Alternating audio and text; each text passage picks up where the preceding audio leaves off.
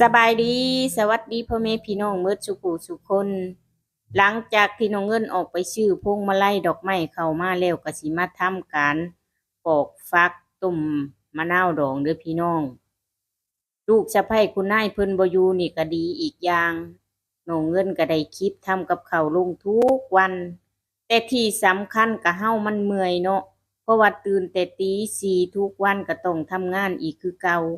แต่ว่าน้องเงินก็บ่ได้ทำงานบ้านมา2 วันแล้วพี่น้องน้องเงินอยู่นี่น่ะแบบว่าถ้าเฮาเมื่อยเฮาบ่ทำก็ได้พี่น้องก็คือแบบว่าเขาเจ้าบ่มีเด็กน้อยหั้นนะ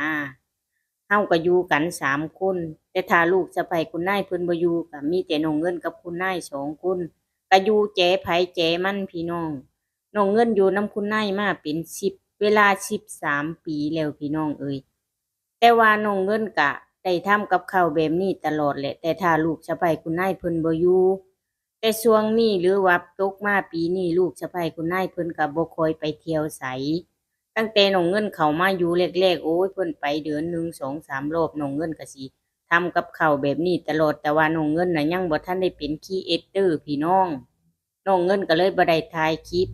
แต่ตอนนี้น้องเงินเป็นครีเอเตอร์แล้วน้องเงินบอกเลยแต่ละคลิปบ่ให้พลาด อันนี้ก็สิต้มฟักมะนาวดองก็